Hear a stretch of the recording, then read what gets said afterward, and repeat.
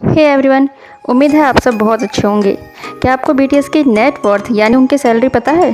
कुछ लोगों को लगता है कि ग्रुप में सभी मेंबर्स को बराबर की सैलरी मिलती होगी, पर ऐसा नहीं है। जो मेंबर ज़्यादा काम और हार्डवर्क करता है उसकी सैलरी उतनी ही होती है, यानी काम के हिसाब से सबकी सैलरी तय होती है। असल में कोरियन कंपनी 90% पैसा खुद रखती है, सिर्फ 10% पैसे ही मेंबर्स को मिलते हैं और वो भी सारे मेंबर्स को शेयर करने होते हैं। बीटीएस में किस मेंबर की सैलरी या कहूँ कि नेटवर्थ सबसे ज़्यादा है और किस मेंबर की सबसे कम, ये जानने के लिए वीडियो को लास्ट तक देखना। जो लोग चैनल पे नए हैं वो लोग प्लीज़ चैनल को सब्सक्राइब करना ताकि आपको नई नई वीडियो जल्दी से मिले। Now back to the topic. Net worth हर साल चेंज होती रहती है क्योंकि ये डिपेंड करता है कि सॉन्ग ने कितने की कमाई की है या किस मेंबर ने कितना काम किया है, तो उस हिसाब से सभी की नेटवर्थ हर साल चेंज होती रहती है। पर बीटीएस में एक मेंबर है जिनकी नेटवर्थ या जिनकी सैलरी हमेशा हाई रहती है, यानी सबसे पहले नंबर पर रहती है, वो हैं जेहोप। जेहोप की नेटवर्थ हर साल सबसे ज़्यादा रहती है। जेहोप की लेटेस्ट नेटवर्थ लगभग 26 मिलियन अमेरिकी डॉलर है, यानी जेहोप बीटीएस के सबसे रिचेस्ट मेंबर हैं। जेहोप रैपर होने के साथ साथ सॉन्ग राइटर, डांसर और म्यूज़िक कंपोज़र भी हैं। बिग हिट में ज़्यादातर ट्रेनिस को जेहोप ही डांस सिखाता है और साथ ही अपने मेंबर्स को भी। बीटीएस के बाकी मेंबर कहते हैं कि जब उनसे स्टेज पर कुछ गलती हो जाती है तो हम जेहोप को देखते हैं, कहीं जेहोप ने हमें नोटिस तो नहीं किया या कहीं वो गुस्सा तो नहीं है। जेहोप ने अब तक 100 से ज़्यादा गाने लिखे हैं। बीटीएस के 95% सॉन्ग RM, सुगा और जेहोप ही लिखते हैं क्योंकि ये तीनों मेन राइटर हैं, इसलिए इन तीनों की नेटवर्थ सबसे ज़्यादा है। आपको जिन का अवेक सॉन्ग याद है? हाँ, ये जिन और जेहोप ने मिलकर ही लिखा था, साथ में जेहोप ने इसकी म्यूज़िक भी रेडी किया था।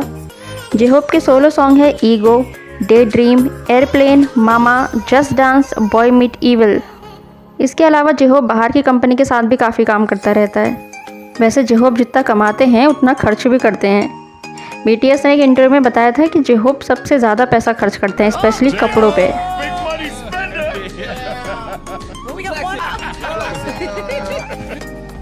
मिन योंगी यानी सुगा बीटीएस के सेकंड रिचेस्ट मेंबर हैं। सुगा की नेटवर्थ 25 मिलियन अमेरिकी डॉलर है। सुगा एक rapper, writer and main song producer भी हैं। सुगा ने अब तक 130 से ज़्यादा सॉन्ग लिखे और कंपोज किए हैं। 2017 में सुगा को वाइन सॉन्ग के लिए बेस्ट प्रोड्यूसर का अवार्ड भी मिला था।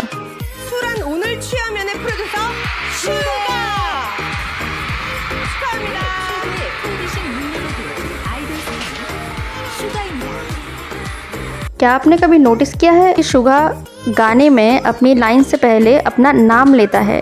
अगर नोटिस नहीं किया तो अब करना। सुगा सॉन्ग में अपना नाम इसलिए लेता है जिससे सुनने वाले को पता रहे कि ये सॉन्ग सुगा ने प्रोड्यूस किया है। For example, magic shop, pied piper, butterfly, blueberry eyes, 8, love maze, love myself, cypher and we are bulletproof, tears and home. Next time आप इन सॉन्ग को ध्यान से सुनना। जब सुगा का पार्ट आता है तो उससे पहले सुगा अपना नाम ज़रूर लेता है।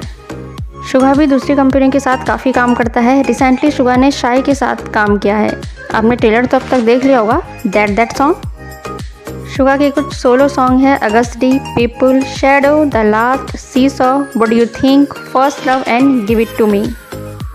RM यानी किम नामजून बीटीएस के थर्ड रिचेस्ट मेंबर हैं। RM की नेटवर्थ लगभग 22 मिलियन डॉलर है। RM एक रैपर, मेन सॉन्ग राइटर और रिकॉर्ड प्रोड्यूसर हैं। RM ने अब तक 170 से ज़्यादा सॉन्ग लिखे हैं। RM ने वोकल लाइन के लिए भी बहुत सॉन्ग लिखे हैं, जैसे वी का 4 o'clock, JK का यूफोरिया, जिमिन के लिए प्रॉमिस एंड इसके अलावा 0 o'clock, Dimple, moon, inner child, ये सब RM ने ही लिखे हैं। RM के कुछ सोलो सॉन्ग हैं moon child, forever rain, trivia love, persona and bicycle. JK यानी जंगकुक। JK की नेटवर्थ लगभग 20 मिलियन अमेरिकी डॉलर है। JK मेन सिंगर और डांसर और राइटर कह सकते हैं, राइटर भी हैं। आपको JK का बिगिन सॉन्ग याद है, यू मेक मी बिगिन? हाँ, यही सॉन्ग JK ने अपने ह्यूंग के लिए, मतलब अपने बाकी मेंबर्स के लिए लिखा था।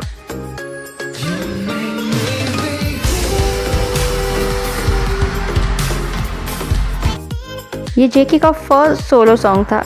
इसके अलावा JK ने लाइफ गोज ऑन सॉन्ग को भी डायरेक्ट किया था, तो उन्हें अब डायरेक्टर भी कह सकते हैं। JK ने अब तक बाहर की कंपनी के साथ काम नहीं किया है, मे बी इसलिए JK की नेटवर्थ कम है। JK के सोलो सॉन्ग है begin, euphoria, my time, still with you. Now Jin की नेटवर्थ भी लगभग $20 मिलियन के आसपास ही है। जिन एक को सिंगर एंड को राइटर हैं। को राइटर इसलिए क्योंकि जिन ने कुछ सॉन्ग लिखने में बाकी मेंबर्स की हेल्प की है, इसलिए जिन को सॉन्ग राइटर बोलने के बजाय को राइटर कहा जाता है। जिन ने अपने बर्थडे पर सुपर टूना सॉन्ग रिलीज़ किया था, आपने सुना होगा, जिन ने खुद लिखा था और ये सॉन्ग सुपर टूना काफ़ी हिट था, खासकर टिकटॉक और यूट्यूब पे। जिनकी सोलो सॉन्ग है Moon, Awake, Epiphany, Super Tuna, Today, Mom, Autumn. V के हवारंग ड्रामे की थीम सॉन्ग वी और जिन ने साथ गाया था। इसके अलावा जिन ने किसी भी बाहर की कंपनी के साथ काम नहीं किया। नाउ जिमिन की नेटवर्थ 19 से $20 मिलियन के आसपास है। जिमिन एक सिंगर और को डांसर हैं। 2018 में जिमिन का पहला सोलो सॉन्ग प्रॉमिस रिलीज़ हुआ था, जो सबसे सुपर हिट रहा था। इसके बाद लाई, सेरेंडिपिटी, फिल्टर रिलीज़ हुए। जिमिन एक ऐसे मेंबर है जिनके सोलो सॉन्ग हमेशा सुपर हिट रहते हैं। iTunes और स्पॉटिफाई पे हमेशा नंबर 1 की रैंक में ज़रूर रहते हैं। अभी हाल ही में जिमिन का पहला drama OST song with you release हुआ था। मुझे यकीन है आपने ज़रूर सुना होगा। ये सॉन्ग भी iTunes और स्पॉटिफाई के नंबर 1 रैंक पर रहा। इस सॉन्ग के अलावा जिमिन ने और किसी भी कंपनी के साथ काम नहीं किया है। ये मेन रीज़न है कि क्यों जिमिन की नेटवर्थ सब कम है। वी यानी किम तयोंग। वी की नेटवर्थ बाकी वोकल मेंबर के आसपास ही है, यानी 19 से $20 मिलियन। वी एक सब सिंगर और सब डांसर हैं, साथ ही को राइटर भी। मेन सिंगर जेके है, इसलिए बाकी वोकलिस्ट मेंबर को हम को सिंगर या सब सिंगर कहते हैं, यानी सपोर्टिंग सिंगर।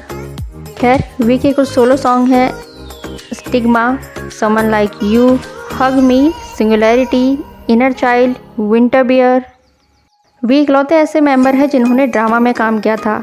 हवारंग, क्या आपने ड्रामा देखा है? वी ने अब तक सबसे ज़्यादा ड्रामे के लिए सॉन्ग गाए हैं, जैसे कि sweet night, our beloved summer, Christmas tree and snow flower. Well, इन सब के बावजूद भी वी की नेटवर्थ सबसे कम है। क्यों?